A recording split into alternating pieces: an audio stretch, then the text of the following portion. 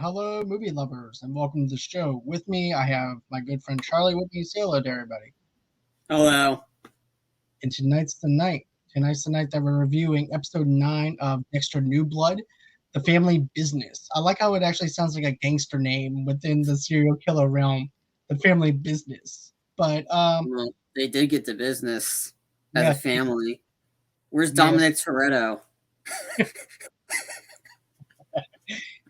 I think of different quotes for that, but I'm not going to do it. But anyways, guys, welcome to our Dexter After Show. I hope that you guys are loving the content that we're actually putting out. As a matter of fact, I actually had the privilege to do an indie podcast called Indie Podcast Unite. Go in and check that out on our YouTube channel and also too on the audio only podcast and wherever you guys get your podcast from. But tonight we are actually reviewing episode 9, like I mentioned, The Family Business, and this is where Dexter and Harrison find themselves closer than ever over Christmas break. What kind of gifts will this father and son give to one another? But this brings this father and son into the crosshairs of a very violent and scary serial killer. Angela starts to wonder if Iron Lake is not the cozy and safe place she always thought it was. So, I like the entry. I'm sorry. I just rolled my eyes when you say Angela.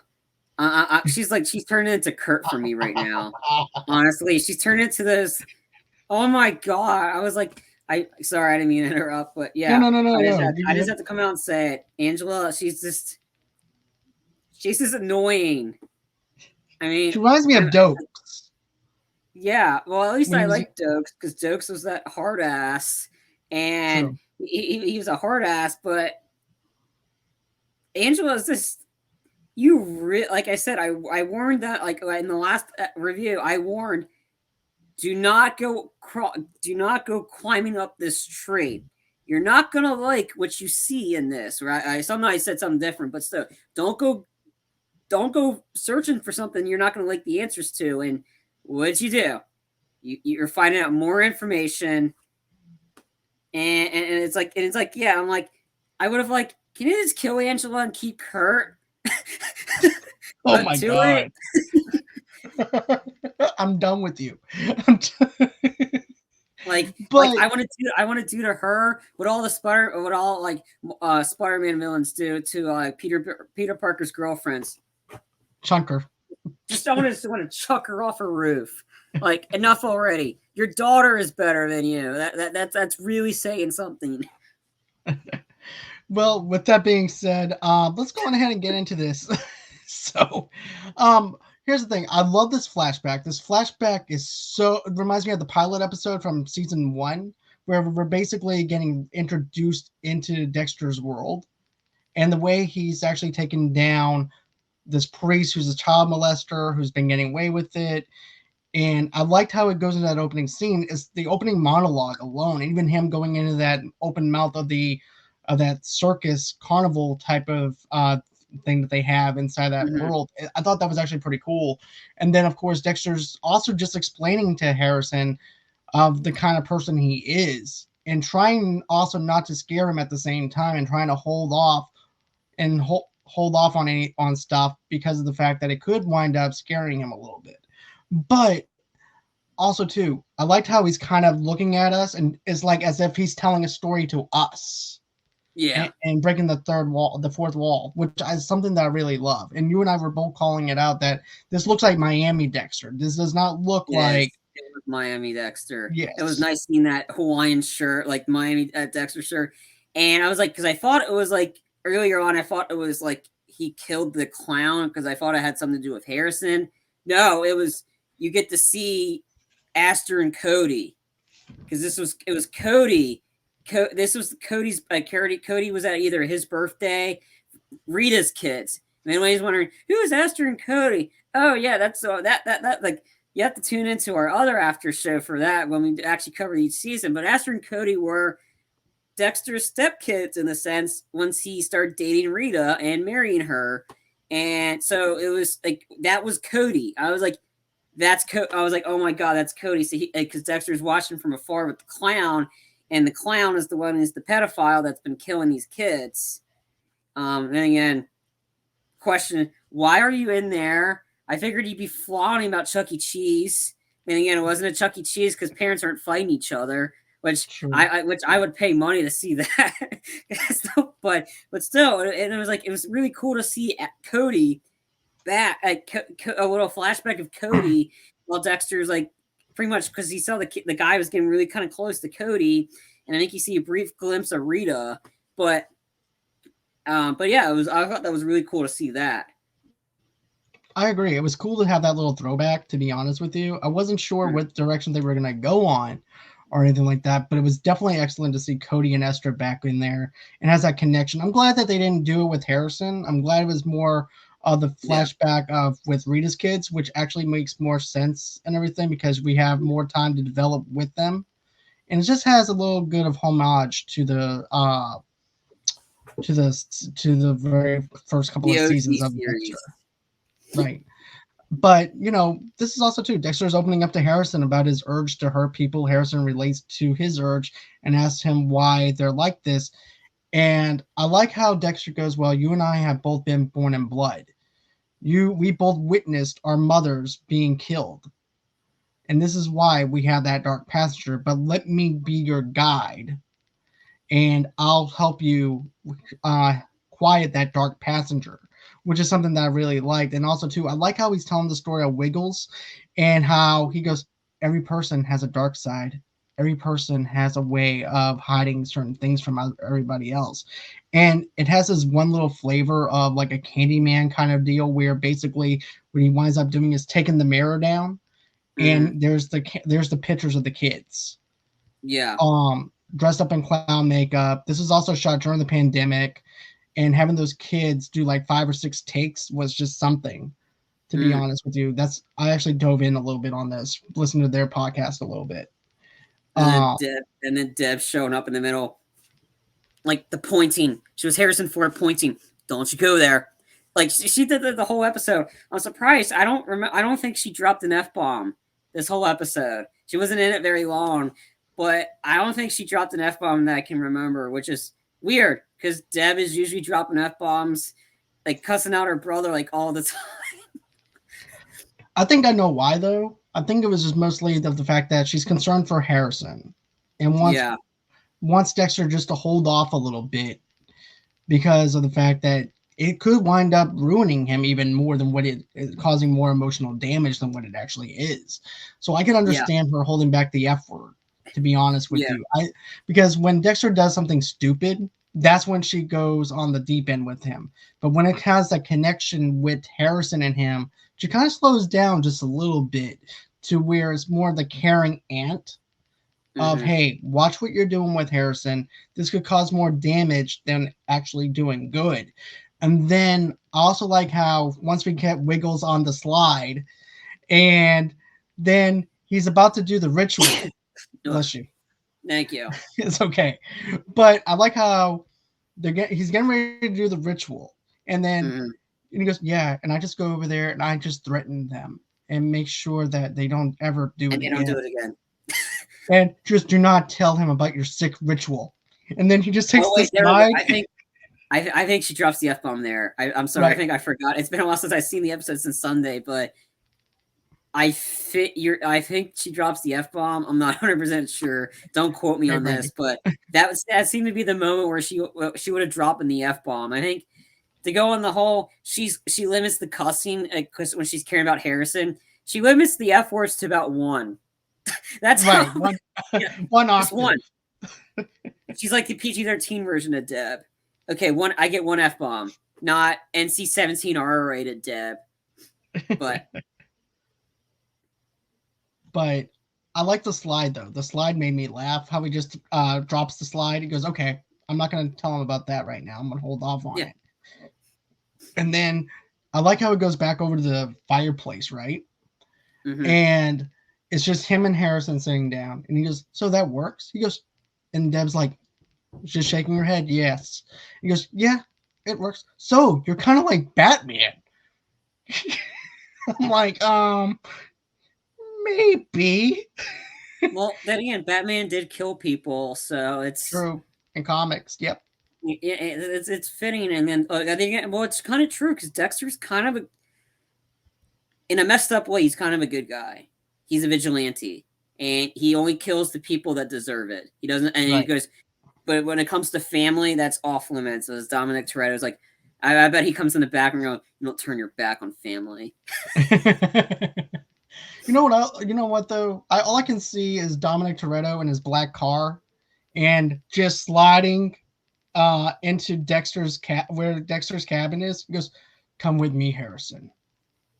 Where we're going, you have family," or something like that. But Or he crashes the car into the cabin. Get in. Somebody's chasing me. right. We gotta stop. We gotta stop Decker Shaw. He set this place to explode. You gotta get in it. Come with me. Like, or you will lose your family. Oh my god. I can see Dexter go, "Who the hell is Decker Shaw? And why is he so important?" But just to go on ahead and get back into it a little bit more. But also something else I want to bring up too was the fact that with Mr. Wiggles, which is the clown, this is also something else he does. He winds up telling Harrison, Dexter winds up telling Harrison, basically what he'll do is he'll go ahead, show pictures of everyone that the person killed. Also, too, the reason why he's killing is to justify the fact that they got away with murder. So therefore, they're just going to get away with it again. So that's also another reason. So I like the justification with it on how he's explaining it and breaking it down. And then after that, they wind up wishing each other good night. And then after that winds up happening, we wind up seeing Dexter sneak off to get Eric's body. And then, yeah. Yeah. And then he's like all at peace and he's just chopping them up. And it's just like, oh, he's having a good Christmas. Nothing says Christmas like chopping up a body. Right. And speaking of that, I also like how it's the most wonderful time of the year is playing. But they kind of slow it down. At first, they're speeding it up because Dexter's in a rush. So it's a little bit more of a faster tempo. And then it just gets into the chorus whenever he's getting ready to cut him up. And it kind of has this haunting tone to it. Mm-hmm. And goes, "Oh, no blood. You're frozen." And and I like how they did that and everything. He winds up turning into the ice truck killer just for a few minutes and everything. And then basically what winds up happening after that, we wind up seeing Angela at home looks at old victims of the Bay Harbor Butcher and sees a similar injection site to one that Miles and Jasper have. Angela and Audrey wish each other Merry Christmas. Audrey winds up getting a guitar. Then also too, we also see what then it cuts over to Dexter and Harrison. Dexter winds up getting him some clothes that's similar to him whenever he's out there killing people. And he also gets him a shotgun, which to me, I thought it might be the same rifle that Kurt had. Mm. He picked it up and wrapped it up as a gift. That was my first initial thought. What about you, though? Not really. I mean, again, I thought because he's like, in order to blend in, I thought when he had a box, I thought he was going to give him a set. Here's a thing of donuts. I personally thought it was that. Because like how he's Miami Dexter, how he comes in with the donuts and stuff. I really thought that was what the box was. I literally thought it was donuts. Like, oh, a gun. Okay, like that's new. That's new. And then like all the stuff. I think the clothes that he gets Harrison. The only thing that you can buy in that town. That's the thing. So like it's not really a festive Christmas or like whatever. But yeah, and then I like the gift. Like again, this episode is really good because actually it's like you're finally getting the bonding between father and son that you've been wanting the whole season. I'm like, well, let's get on with it. And then when you see the image that Harrison gets Dexter of Deb, of how much he remembered, that was spot on. And I was like, that kid's got talent. Yeah, the actor who plays Harrison is just fantastic. No, I was talking about the picture. The picture he drew of Deb. Oh yeah. Spot on. Okay. That's what I was talking about. It was spot on to Deb. And I was like, that's pretty cool. that's really cool to actually have a little bit of a tribute to Deb in that way, and it touched Dexter. And Yep. then Dexter pulls out another box, and it's an ugly sweater, and it's Well, his other way of trying to London, fit in. and those were pretty bad. Yeah, the reindeer. Dexter's sweater's not that bad compared to Harrison's. Harrison's Yeah. sweater is worse than Dexter's, to be honest with you. I would not get caught dead in that. Then he's also teaching Harrison how to shoot the gun. Harrison is also a sharpshooter. Dexter's not so much of a sharpshooter. And then also too, he also asked Dexter, "Is this how I hunt people?" He goes, "No, guns are too messy. There's Yeah. another way to do it." And Hence why then Dexter always had trouble pulling the trigger with the deer. He couldn't pull the trigger, and that's why Dexter's more up. He's more like up close and personal. And I can see Harrison. He's kind of more of the in the back, like kind of like doing it from a distance. right. And then also too, we wind up having this other thing where Harrison winds up admitting to Dexter too that he in fact did stab the kid with the blade. Yeah, And Ethan. yeah, he ended up stabbing Ethan with the blade, the same blade that the Trinity killer used to kill Rita. Yeah. And he goes, "I'm sorry I gave you so much crap, Dad. I didn't mean to give you so much crap." And he goes, "How did you know that? How did you know that I was lying to you?" And because I set myself up to look like the hero. And he goes, "I used to be a blood analyst for the Miami Metro." You guys remember blood splatter analysts? Like the way he said it was like, yep. But I think what really set up that sequence was they're at the Christmas with Angela and that, and Kurt shows up. Yes. They thought Kurt was gone.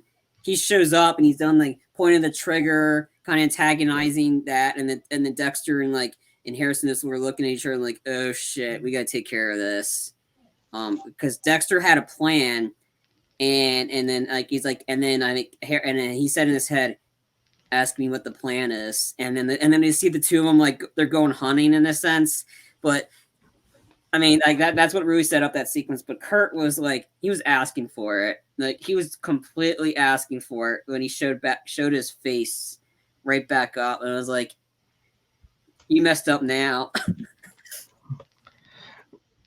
Right. And also too, Kurt winds up doing like this Shooter McGavin kind of thing with right. Yeah. But yeah, then of course that's when Dexter and Harrison, after he winds up leaving, and of course we wind up seeing Kurt leave some cookies for Angela and Audrey, and then of course that's when Dexter and them decide to go on ahead and leave too. And to me, I think if I was Dexter, you're acting on impulse way too much, even though I know serial killers do act on impulse and have very bad impulsive behaviors.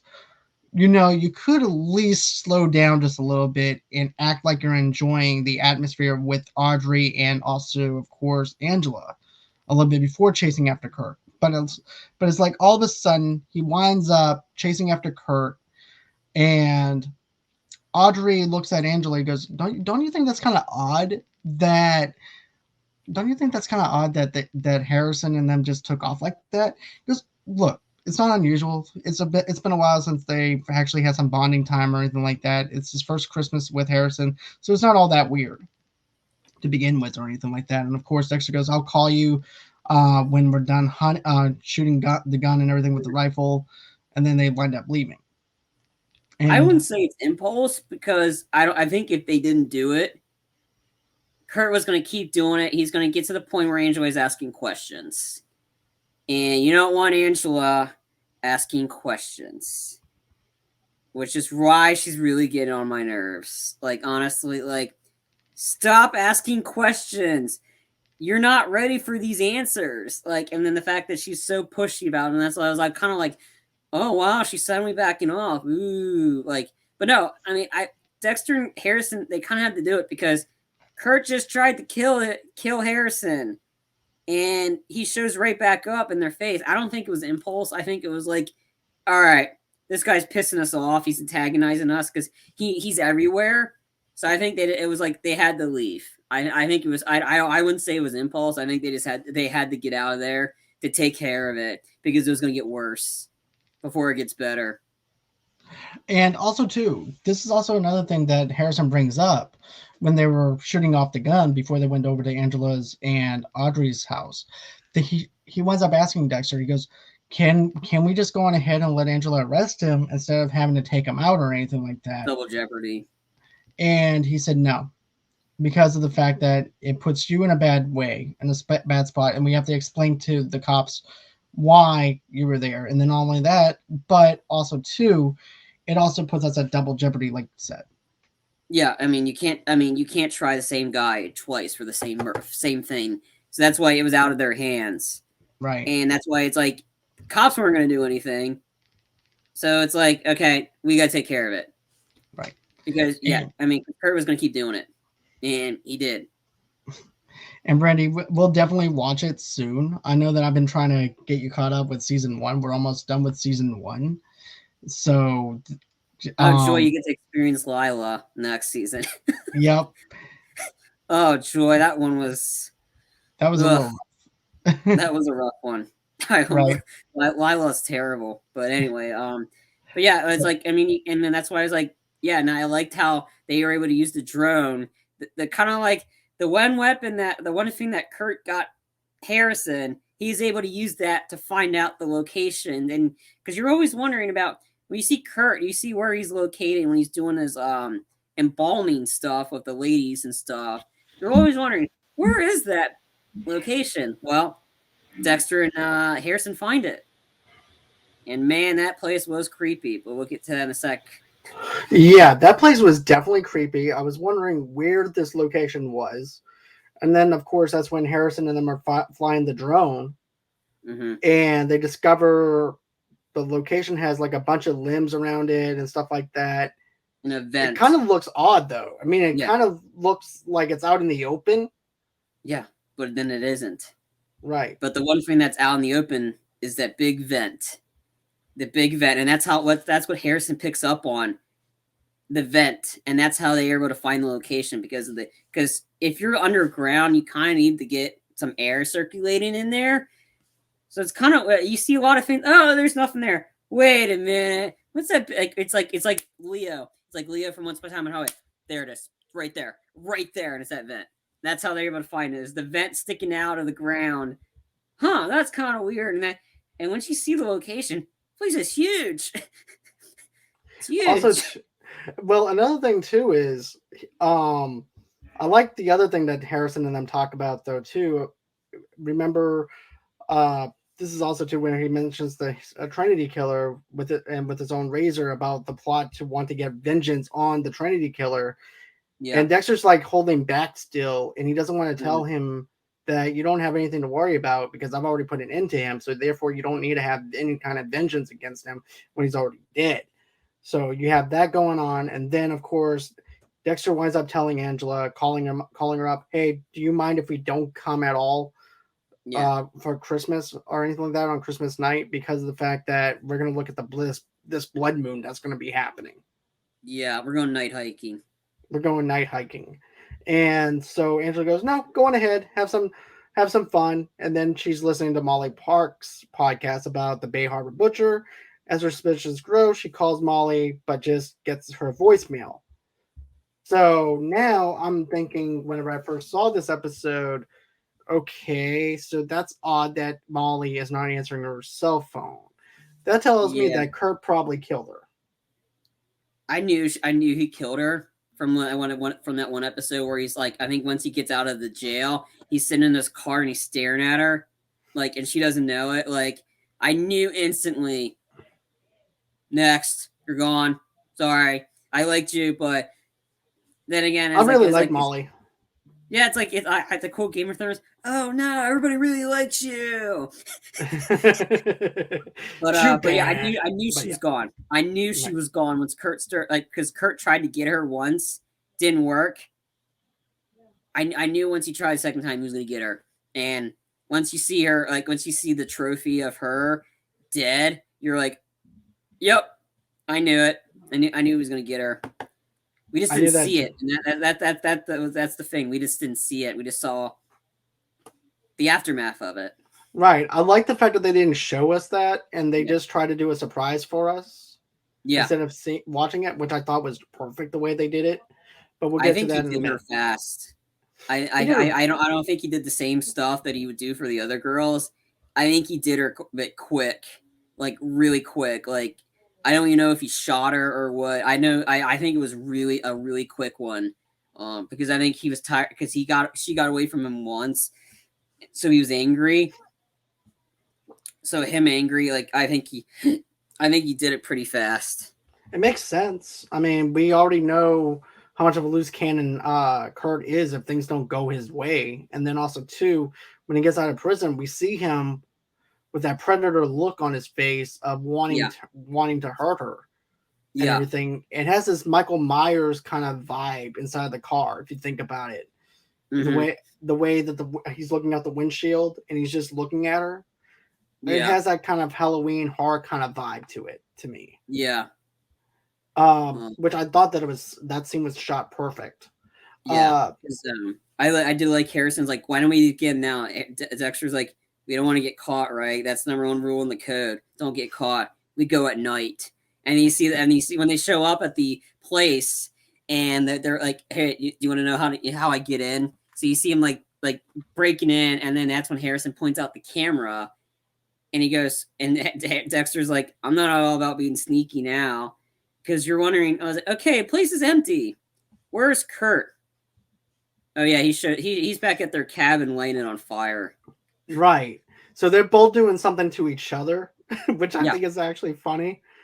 But Kurt's over there. He lights everything off with gasoline and stuff like that. And then we wind up seeing Kurt outside with a sniper rifle wanting to kill Harrison and Dexter, and come to find out they're not even there. But he doesn't know that yet because as Dexter and Harrison are about to go underground, this is when Dexter notices there's a camera and also a tripwire. So the tripwire I thought was another trap, like a booby trap or something like that, not something for the camera. Yeah. And again, Kurt is not Jigsaw. So no. I kind of wanted Harrison to flip off the camera. To be honest, I wanted one of them to flip off the camera. I'm like, hi, we're at your place. Like, I kind of wanted one of those moments. But man, it would fit Harrison's. To be honest with you, it would actually fit Harrison's character. It would. I mean, it would fit his character if he did it, but they didn't do it. I was like, oh, that was a perfect moment. But man, that bunker is huge. That was for that location. It's huge because how many trophies he's got. Oh my god! That trophy collection looked like a bad Barbie dream house that you don't want to be in. Yeah, that was pretty creepy. Yeah, and then as Dexter is going into the bunker, as he's going in, the lights are coming on in every section that they're walking in. Yeah, and to be honest with you, it made my hair stand up. To be honest, and it made my eyes like, whoa. Kurt's been doing this a long time, right? And I think it was like when I think he was either looking at it and he's like, all right, we gotta get him, we gotta take care of him. And I think that's when Harrison asked, did you kill them? And like, did you kill Wiggles? And he goes, yeah. I also took care of the guy that killed your mom. I also took care of Mitchell, as well. And then I forgot. I think Harrison hugged him or something afterwards, or something. Yeah. And he's asking us, how many people have you killed? He killed a lot of people. Right. And even people that they don't even show either. Yeah. Because there's a lot of kills that we don't know about that Dexter killed. So he's been killing for just a long time too. Then after that, it goes into Angela goes to a hotel and asks about Molly Park. Abruptly checking out, they go into Molly's room and find a camera and equipment in a locked safe, something Molly would never leave behind, according to Angela. And she's right. That tape recorder, she would not leave behind. No. Because she always had that thing in her hand, ready for the next story. She was like the Lois Lane in the Dexter universe. Ready for the next story, would go and die for that story. And she did. She paid the price for going after Kurt. Because she didn't have a Superman to save her every time. Nope. Well, But no, she did. I mean, she had Dexter, but then yeah, that one time, yeah, Dexter, yeah. But then Molly felt like trying to like throw him under the bus after he saved her. And it's like, is that how you repair your friends? Like, seriously? But we knew since we saw Molly dead. Angela didn't know. Because Dexter and Harrison found the location. And then once you see the Kurt like look at his phone, realizing Dexter and Harrison aren't there, he was like, shit. So he runs home. That must be a fast travel because he's suddenly, the next image, he's right at the house. It might go to show you how small that town actually is. Maybe he doesn't live that far away from him. Yeah. Like we think. Another thing, though, I want to mention this because we didn't talk about it yet, but remember with the vet, how I told you before that's going to come back and bite him in the ass? Oh, yeah. Yeah. He's like, he did the honorable things. He signed his name. I think that was the smart thing to do by Dexter. You have to, like, when you check out something, you always want to be, he did the right thing on that one. Like, why would you want to steal the stuff? And when the librarian finds out you don't have their name, it would have been asking more questions. You should have just signed it Juan Valentino and it'll be okay.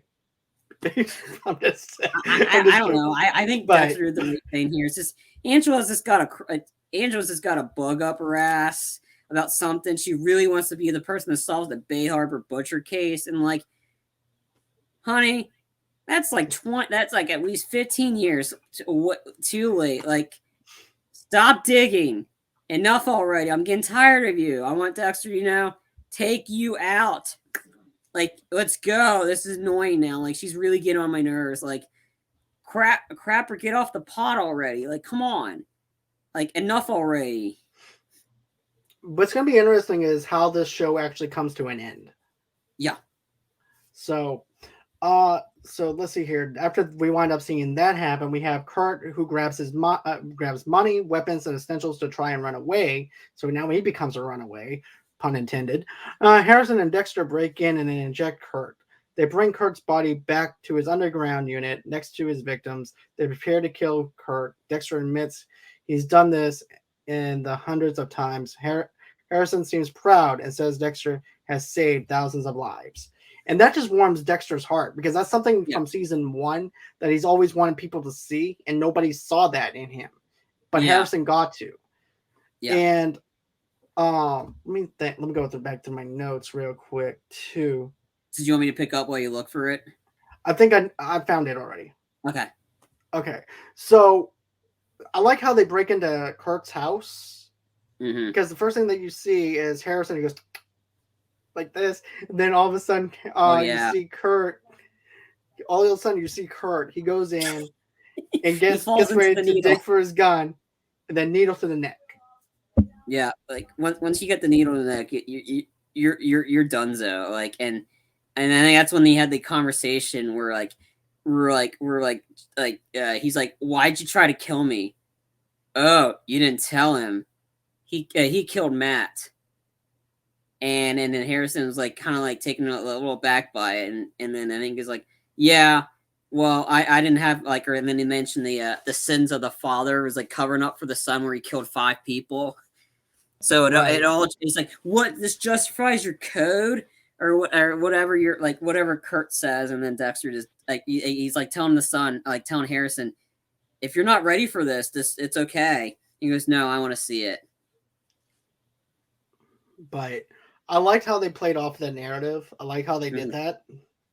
And also, too, Kurt is just trying to save his ass at this point, though, too. That's all he cares about is saving his butt. Yeah. And, this is just Kurt trying to turn the tables on Harrison to where maybe he'll maybe he'll go on ahead and save Kurt rather than be with Dexter, and then Kurt can go on ahead and kill Dexter. That's what it looked like to me.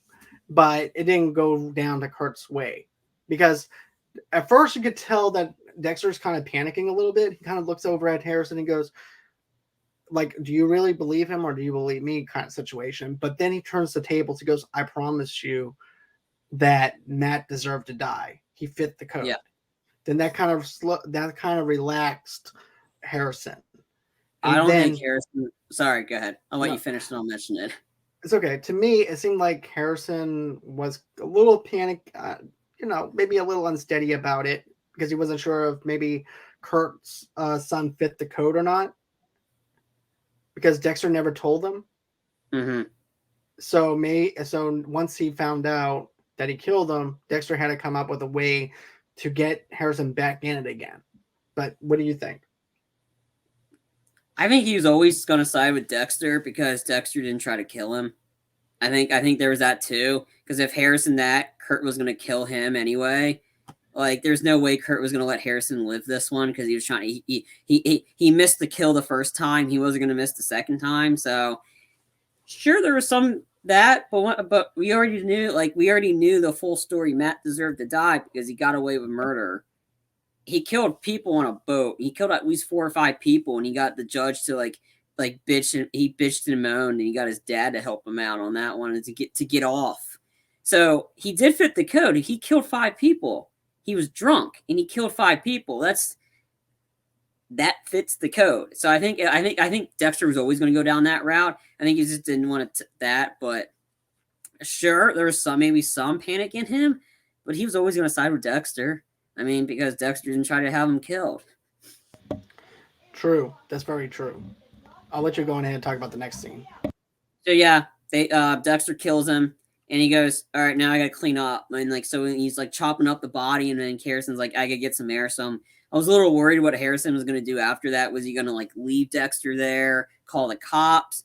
But no, I think it was he was just having a PTSD moment from when he saw his mom get killed. But then Dexter comes up, like, "Hey, can you help me put this in the trunk?" And then it goes to the next morning where they see them drive and they say, "Is that smoke?"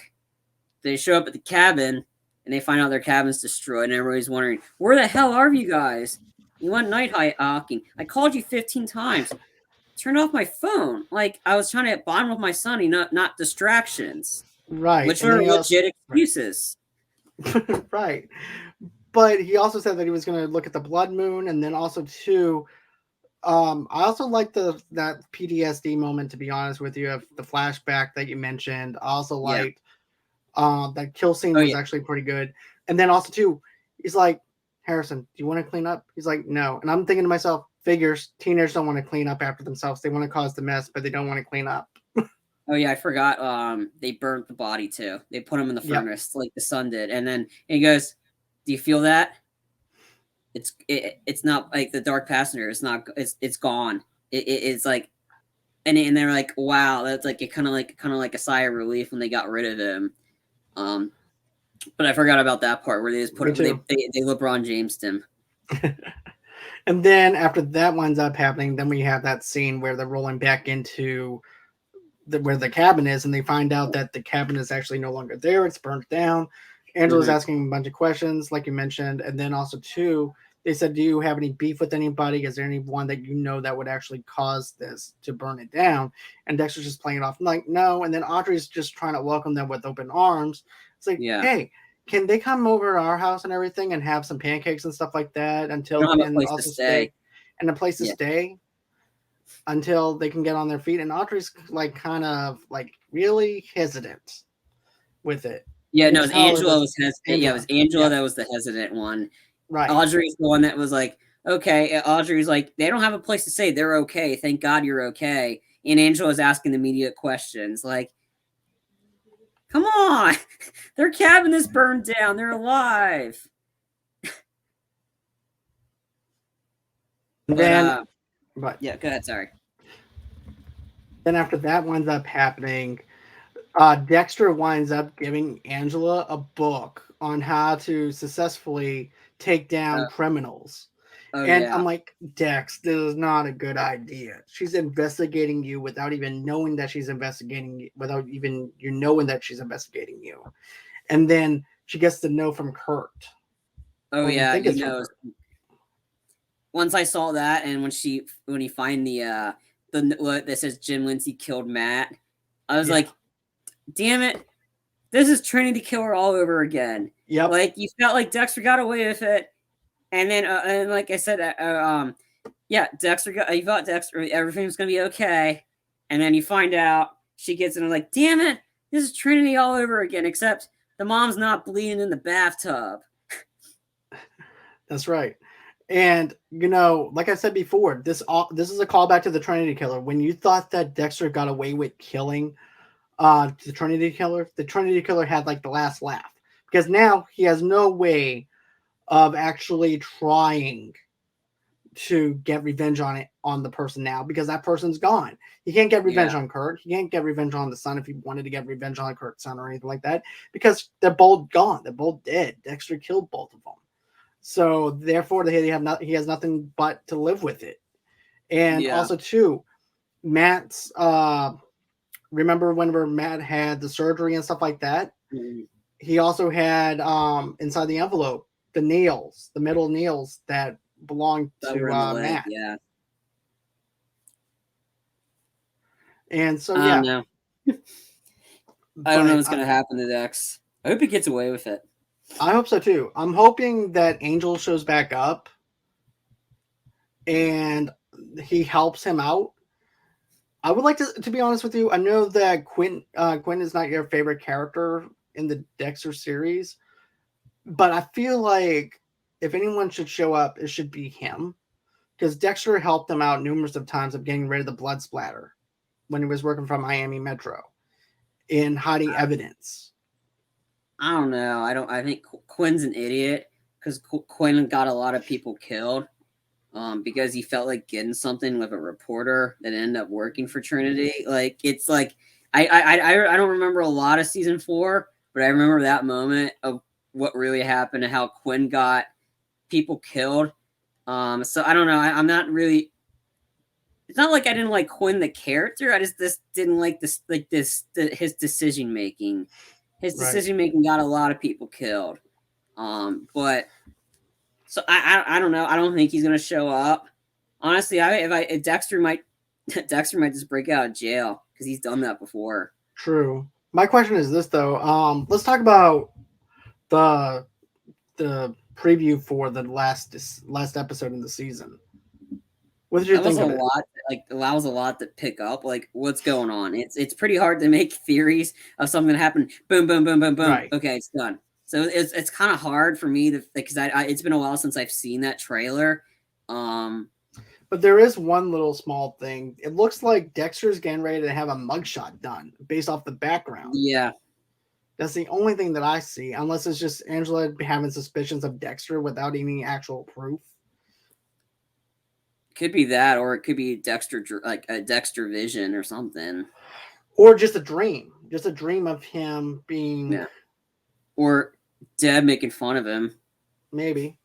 Or I don't know, or it could be him with a mugshot. I don't know. Like, it could be early on, like she arrests him straight up. Because you see him running in that. Like, I don't think they're gonna kill him. I really don't think they're gonna kill him. I definitely they're not gonna kill Harrison. I know in the book they killed Dexter.